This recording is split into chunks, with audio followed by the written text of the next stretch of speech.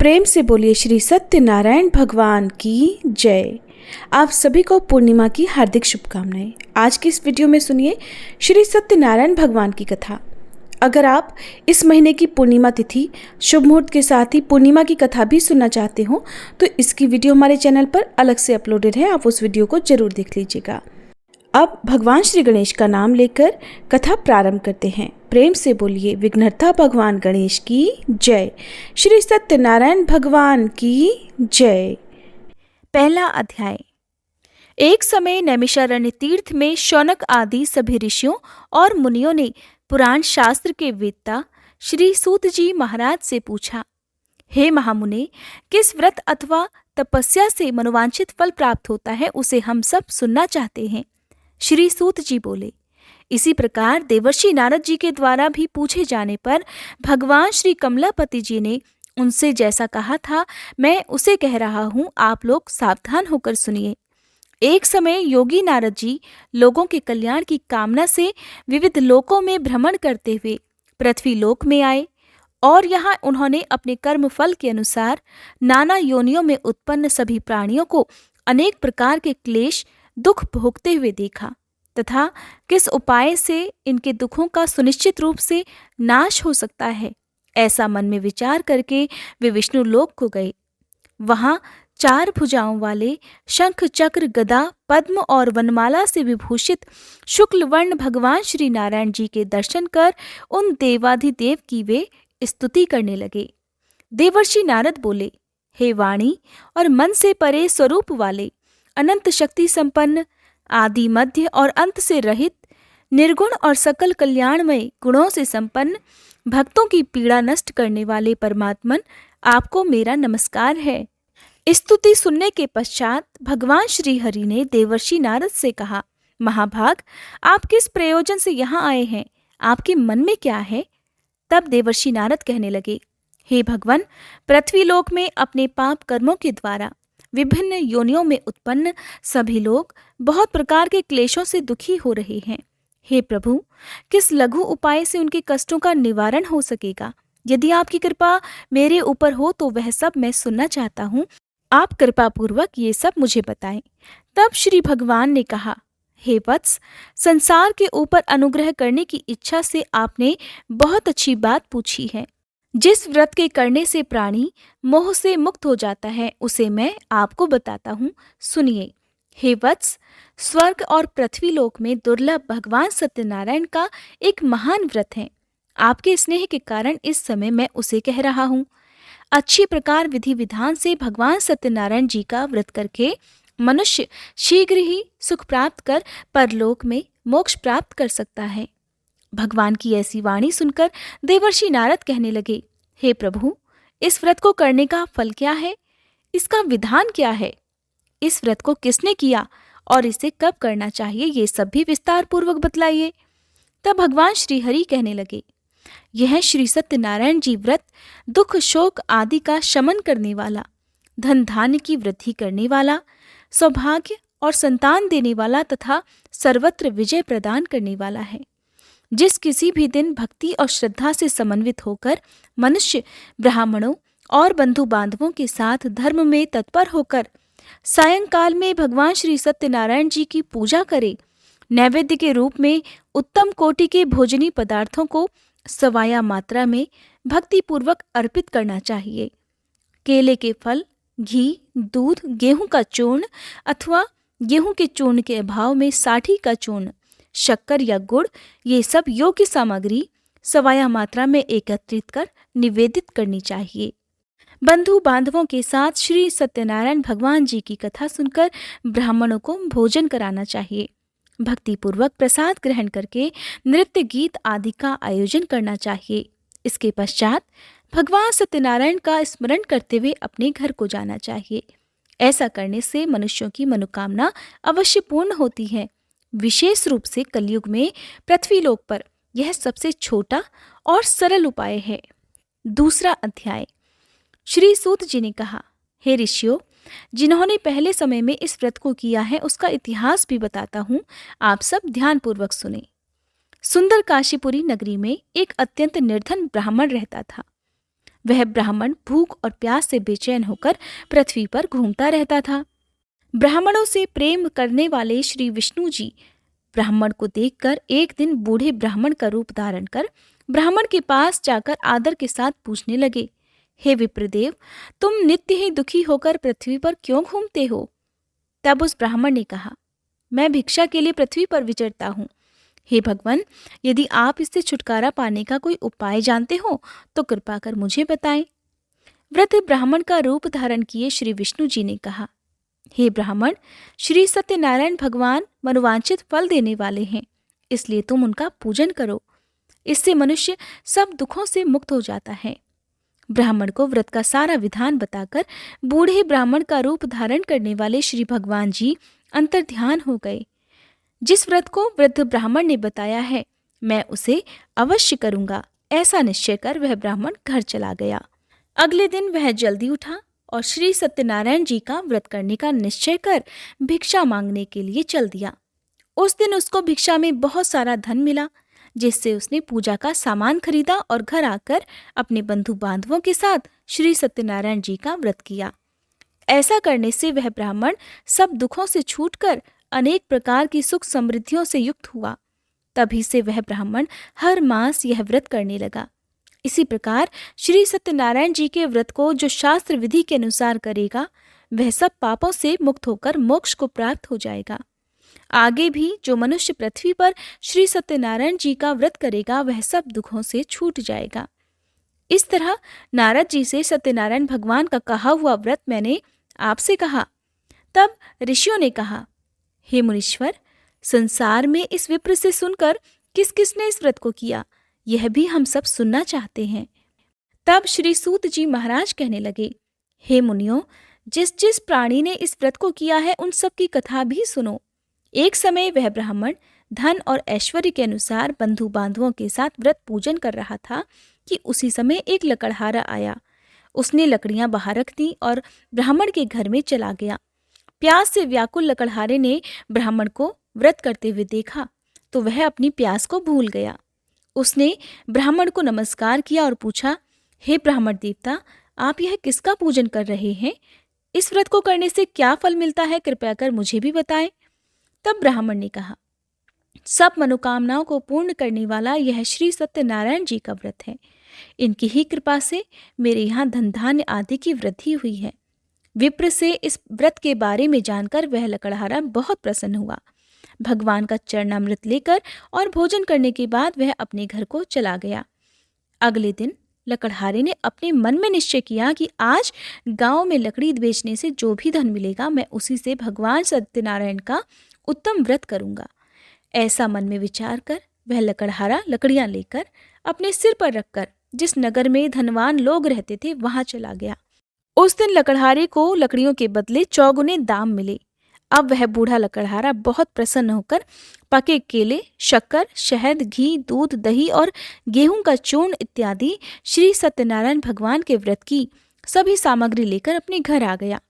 फिर उसने अपने बंधु बांधवों को बुलाकर विधि विधान के साथ भगवान की पूजा और व्रत किया। उस व्रत के प्रभाव से वह बूढ़ा लकड़हारा धन, पुत्र आदि से युक्त हुआ और संसार के समस्त सुख भोगकर वैकुंठ को चला गया। तीसरा अध्याय। श्री सूत जी ने कहा, हे श्रेष्ठ मुनियों, अब एक और कथा कहता हूँ। पूर्व काल में उल्कामुख नाम का एक बुद्धिमान राजा था। वह सत्य वक्ता और जितेंद्रिय था। प्रतिदिन मंदिरों में जाता और गरीबों को धन देकर उनके कष्ट दूर किया करता था। उसकी पत्नी सुंदर और सती साध्वी थी। भद्रशिला नदी के तट पर उन दोनों ने श्री सत्यनारायण भगवान जी का व्रत किया। साधु नामक एक वैश्य राजा को व्रत करते देखकर उनसे पूछने लगा, हे राजन, भक्ति युक्त मन से आप यह क्या कर रहे हैं? मेरी सुनने की इच्छा है। तब महाराज उल्कामुख ने कहा, हे साधु वैश्य, मैं अपने बंधु बांधवों के साथ संतान प्राप्ति के लिए महाशक्तिमान सत्यनारायण भगवान जी का व्रत और पूजन कर रहा हूँ। तब उसने कहा, हे राजन, मुझे भी इस सब का विधि विधान बताइए। मैं भी आपके कहे अनुसार इस व्रत को करूँगा। मुझे कोई संतान नहीं है और मुझे विश्वास है कि इससे निश्चय ही मेरे यहाँ भी संतान होगी। राजा से सब विधान सुनकर व्यापार से निवृत्त होकर वह वैश्य खुशी खुशी अपने घर आ गया। वैश्य ने अपनी पत्नी लीलावती से संतान देने वाले उस व्रत का समाचार सुनाया और निश्चय किया कि जब हमारे यहाँ संतान होगी तब मैं भी इस व्रत को करूंगा। एक दिन उसकी पत्नी लीलावती सांसारिक धर्म में प्रवृत्त होकर गर्भवती हो गई। उसने एक सुंदर कन्या को जन्म दिया। कन्या का नाम कलावती रखा गया। इसके बाद लीलावती ने अपने पति को याद दिलाया कि आपने जो भगवान का व्रत करने का संकल्प लिया था, अब आप उसे पूरा कीजिए। साधु वैश्य ने कहा, हे प्रिय, मैं कन्या के विवाह पर इस व्रत को अवश्य करूंगा। इस प्रकार अपनी पत्नी को आश्वासन देकर वह व्यापार करने चला गया। काफी दिनों के बाद वह लौटा तो उसने नगर में सखियों के साथ अपनी पुत्री को खेलते देखा। वैश्य ने तुरंत कलावती के लिए कोई सुयोग्य वर की तलाश की। कंचन नगर के एक सुयोग्य वणिक पुत्र से अपने बंधु बांधवों सहित प्रसन्न मन से अपनी पुत्री का विवाह उसके साथ कर दिया। वैश्य विवाह के समय भी सत्यनारायण भगवान का व्रत करना भूल गया। इस पर श्री सत्यनारायण भगवान की लीला हुई। अपने कार्य में कुशल साधु नामक वैश्य अपने जमाता सहित नाव को लेकर व्यापार करने के लिए समुद्र के समीप स्थित रत्नसारपुर नगर में गया। दोनों ससुर और जमाई राजा चंद्रकेतु के नगर में व्यापार करने लगे। एक दिन भगवान सत्यनारायण की माया से प्रेरित एक चोर राजा का धन चुराकर भागा जा रहा था। राजा के दूतों को अपने पीछे आते देखकर चोरों ने घबराकर राजा के धन को उनकी नाव में रखा और भाग गए, जहां ससुर और जमाई थे। राजा के दूतों ने जब धन को उनकी नाव में रखा देखा तो पकड़कर राजा के पास जाकर कहने लगे, महाराज, हम ये 2 चोर पकड़कर लाए हैं, आप आज्ञा दीजिए। राजा ने कारागार में डालने की आज्ञा दे दी। इस प्रकार राजा की आज्ञा से उनको कठिन कारावास में डाल दिया गया तथा उनका सारा धन भी ले लिया गया। सत्यनारायण भगवान जी की लीला के अनुसार साधु वैश्य की पत्नी लीलावती और पुत्री कलावती भी घर पर बहुत दुखी हुई। उनके घर में रखा हुआ सारा धन चोर चुरा कर ले गए। एक दिन शारीरिक और मानसिक पीड़ा से और भूख प्यास से अति दुखित होकर भोजन की चिंता में कलावती एक ब्राह्मण के घर गई। उसने श्री सत्यनारायण भगवान का व्रत होते देखा। उसने कथा सुनी और प्रसाद ग्रहण कर रात को घर आई। तब माता ने कलावती से पूछा, हे पुत्री, तू अब तक कहाँ रही और तेरे मन में क्या है? तब कलावती कहने लगी, हे माता, मैंने श्री सत्यनारायण भगवान का व्रत होते देखा है। तब कलावती के वचन सुनकर लीलावती ने सत्यनारायण भगवान जी के पूजन की तैयारी की। उसने परिवार और बंधु बांधवों सहित मिलकर श्री सत्यनारायण भगवान जी का पूजन और व्रत किया और मनोकामना मांगी कि मेरे पति और दामाद शीघ्र ही घर लौट आए। साथ ही उसने प्रार्थना भी की कि हे प्रभु, हम सबके अपराध क्षमा कीजिए। श्री सत्यनारायण भगवान जी इस व्रत से संतुष्ट हो गए। उन्होंने राजा चंद्रकेतु को स्वप्न में दर्शन देकर कहा, हे राजन, जिन दोनों वैश्यों को तुमने बंदी बना रखा है वे निर्दोष हैं, उन्हें प्रातःकाल ही छोड़ देना। राजा से ऐसा कहकर भगवान अंतर्ध्यान हो गए। प्रातःकाल राजा चंद्रकेतु ने सभा में सभी को अपना स्वप्न सुनाया और सैनिकों को आज्ञा दी कि दोनों को कारागार से मुक्त कर सभा में लाया जाए। दोनों ने आते ही राजा को प्रणाम किया। तब राजा उनसे कहने लगा, हे महानुभावों, तुम्हें अज्ञानतावश ऐसा दुख प्राप्त हुआ है। अब तुम्हें कोई भय नहीं है, अब तुम दोनों मुक्त हो। ऐसा कहकर राजा ने उन्हें नए नए वस्त्र आभूषण दिए और उनका जितना धन लिया था उसे दोगुना कर उन्हें आदर और सम्मान से विदा कर दिया। इस प्रकार दोनों वैश्य अपने घर को चल दिए। 4वां अध्याय। श्री सूत जी ने कहा, वैश्य और उसके जमाई ने मंगलाचार करके यात्रा आरंभ की और अपने नगर की ओर चल पड़े। थोड़ी ही दूर आगे बढ़े थे कि एक दंडी वेशधारी श्री भगवान जी उन्हें मिले और उनसे पूछने लगे, हे वैश्य, तेरी नाव में क्या है? अभिमानी वणिक हंसता हुआ कहने लगा, हे दंडी, आप क्यों पूछते हैं? क्या धन लेने की इच्छा है?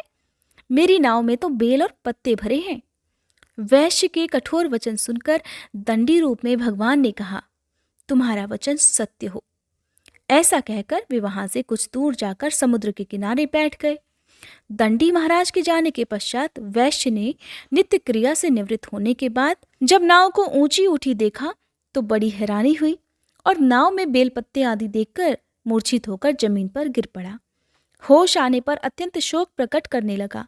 तब उसके जमाई ने कहा, पिताजी आप शोक न करें, यह दंडी महाराज का ही श्राप है, अतः उनकी शरण में ही हमें चलना चाहिए, तभी हमारी मनोकामना पूरी हो सकेगी। जमाई के वचन सुनकर दंडी महाराज के पास पहुंचा और भक्तिभाव से उन्हें प्रणाम करके कहने लगा, हे प्रभु, मैंने जो आपसे असत्य वचन कहे थे उनके लिए मुझे क्षमा कर दीजिए। ऐसा कहकर वैश्य रोने लगा। तब दंडी भगवान बोले, हे वणिक पुत्र, मेरी आज्ञा से ही तुझे बार बार दुख प्राप्त हुआ है, क्योंकि तू मेरी पूजा से विमुख हुआ है। तब उसने कहा, हे भगवान, आपकी माया से ब्रह्मादि देवता भी आपके रूप को नहीं जान पाते, तब मैं अज्ञानी भला कैसे जान सकता हूँ? आप प्रसन्न होइए, मैं अपनी सामर्थ्य के अनुसार आपकी पूजा करूंगा। कृपया मेरी रक्षा कीजिए और पहले के समान मेरी नौका को धन से भर दीजिए। उसके इस प्रकार भक्ति युक्त वचन सुनकर सत्यनारायण भगवान प्रसन्न हो गए और उसकी इच्छा अनुसार वरदान देकर अंतर्ध्यान हो गए। तब ससुर और जमाई दोनों ने नाव पर आकर देखा कि नाव तो धन से भरी हुई थी। फिर वह भगवान सत्यनारायण जी का पूजन कर अपने जमाई सहित अपने नगर की ओर चल पड़ा। जब वह अपने नगर के निकट पहुंचा तब उसने एक दूत को अपने घर भेज दिया।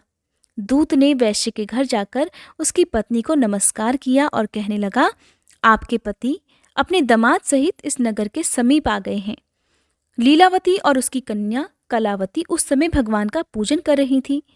दूत का वचन सुनकर साधु की पत्नी ने बड़े हर्ष के साथ सत्यदेव का पूजन पूर्ण किया और अपनी पुत्री से कहने लगी, मैं अपने पति के दर्शन को जाती हूँ, तू भी पूजा समाप्त कर शीघ्र आ जाना।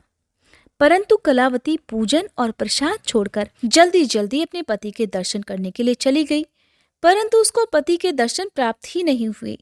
नौका को डूबा हुआ और कन्या को रोती हुई देखकर वैश्य दुखी होकर कहने लगा, हे प्रभु, मुझसे या मेरे परिवार से जो भूल हुई है उसे क्षमा कीजिए। इस प्रकार वह रोने लगा। उसके दीन वचन सुनकर सत्यनारायण भगवान फिर से प्रसन्न हो गए।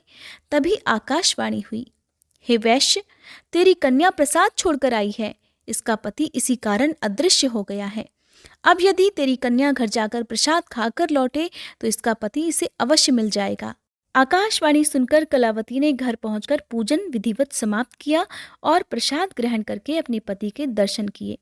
तत्पश्चात वैश्य ने वहीं बंधु बांधवों सहित भगवान सत्यनारायण का विधिपूर्वक पूजन किया और वह इस लोक के सभी सुख भोगकर अंत में स्वर्गलोक को चला गया। 5वां अध्याय। श्री सूत जी ने आगे कहा, हे ऋषियों, मैं एक और कथा भी कहता हूँ। प्रजा पालन में लीन तुंगध्वज नाम का एक राजा रहा करता था। उसने भगवान सत्यनारायण का प्रसाद त्याग कर बहुत दुख पाया।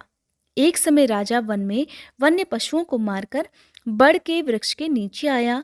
वहां उसने ग्वालों को भक्तिभाव से बंधु बांधवों सहित श्री सत्यनारायण जी का व्रत पूजन करते देखा, परंतु राजा ये सब देखकर भी अभिमानवश न तो वहां गया और न ही सत्यनारायण भगवान को प्रणाम किया।